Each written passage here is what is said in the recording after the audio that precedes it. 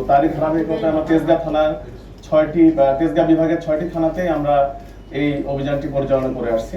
তো আমাদের তেজগাঁ থানার টিম গত 9 তারিখ রাতে তারা বিশেষ অভিযানের প্রস্তুতিকালে গোপন সংবাদের ভিত্তিতে জানতে পারে যে মণিপুরি পাড়ার একটি জায়গায়, রাত তখন 2:15 বাজে, যে মণিপুরি পাড়ার একটি জায়গায় এইরকম যে মানবদেহের কঙ্কাল, যেটা অবৈধভাবে যেটি কবর থেকে উত্তোলন করা হয়েছে এবং সেটিকে প্রসেস করে বিক্রির চেষ্টা করা হচ্ছে মণিপুরি পাড়ার একটি জায়গায়। এটি জানা মাত্রই আমার তেজগাঁর ওসি আমার সঙ্গে এটি নিয়ে আলোচনা করে। তৎপরবর্তীতে আমি চৌকস টিম সেখানে পাঠানোর পরে সেখানে একজন ব্যক্তির সন্দেহজনক মুভমেন্ট আমাদের পরিলক্ষিত হয়। তারপর সেই ব্যক্তিকে যখন পুলিশ চ্যালেঞ্জ করার পরে দেখা যায় যে আসলে তার কাছে আমরা একটি কঙ্কাল ফুল বডি পাই, একটি মানব কঙ্কালের ফুল বডি পাই। পরবর্তীতে তাকে আমরা জিজ্ঞাসাবাদ করি, পুলিশ আটক করার পর জিজ্ঞাসাবাদ শুরু করি। জিজ্ঞাসাবাদ করলে তিনি প্রাথমিকভাবে আমাদেরকে বলেন যে হ্যাঁ, উনি এই সিন্ডিকেটের সঙ্গে আছেন এবং আরো তার সঙ্গে অনেকে রয়েছে। তো তাৎক্ষণিক ওনার সঙ্গে আমরা কথাবার্তা বলার এক পর্যায়ে উনি বলেন যে আরো 2 জন এই আমাদের তেজগাঁ কলেজের সামনে অবস্থান করছে এই মানব কঙ্কাল সহ। তো আমরা আরেকটি টিমকে ওখানে পাঠাই, তাৎক্ষণিক গিয়ে ওখানে আরো 2 জনকে আমরা পাই। তো প্রথম ব্যক্তি যাকে পেলাম তার নাম কাজী জহুরুল ইসলাম ওরফে সৌমিক।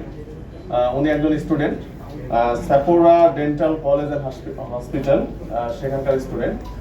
আর এরপরে যে 2 জনকে পাই ওনারা স্টুডেন্ট না, ওনার একজনের নাম আবুল কালাম আজাদ, বয়স 39, আরেকজনের নাম হচ্ছে আসাদুল মুন্সি, ওনার বয়স হচ্ছে 32।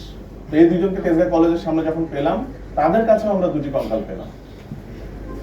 এই 3 জনকে আমরা নিয়ে এসে থানায় জিজ্ঞাসাবাদ শুরু করি। আমরা তখন বুঝলাম যে এটি একটি সংঘবদ্ধ চক্র এবং তারা হয়তো এটি দেশব্যাপী পরিচালনা করে আসছে।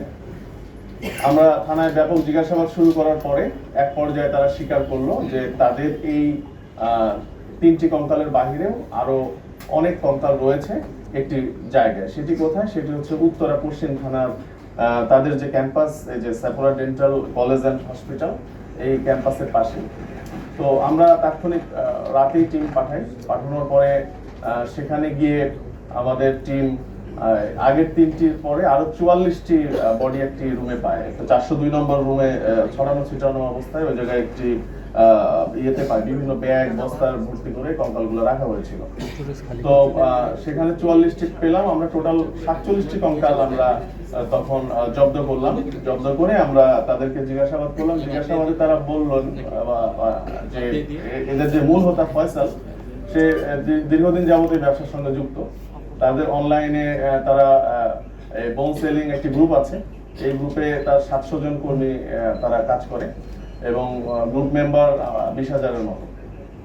আর এখানে যে ব্যক্তিটি আমরা আবুল কালাম আজাদকে পেয়েছিলাম তেজগাঁ কলেজের সামনে, তার পিসিপিআর দেখলাম, তার নামে 21টি মামলা রয়েছে এবং উনি প্রথম যে মামলাটি 2009 সালে এই যে ধারাতে আজকে মামলা হলো, কবর থেকে কঙ্কাল চুরির যে ধারাটি, এই একই অভিযোগে অভিযুক্ত ছিলেন 2009 সালে। তার মানে এখন পর্যন্ত তার নামে আমরা টোটাল 21টি মামলা পেয়েছি, এই কঙ্কাল চুরি সংক্রান্ত, ডাকাতির প্রস্তুতি, মাদক সহ আর অন্যান্য ধারায়। আর তার যে সঙ্গী যাকে আসাদুলকে আমরা পেয়েছিলাম তেজগাঁ কলেজের সময়, তার নামে আমরা 2টি মামলা পেয়েছি, ডাকাতির প্রস্তুতি এবং চুরি।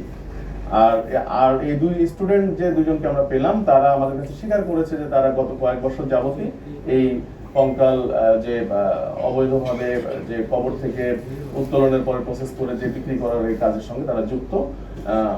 তারা আমাদের কাছে স্বীকার করেছে, কেউ 50টি, কেউ 20-25টি এ পর্যন্ত বিক্রি করেছে।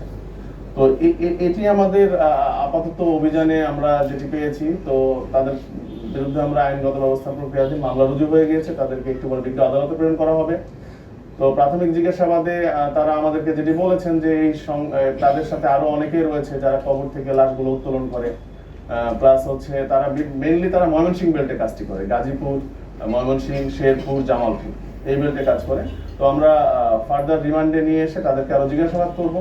এবং এই চক্রে আরো যারা বাহিরে রয়েছে তাদেরকে আইনের আওতায় আনার চেষ্টা করব।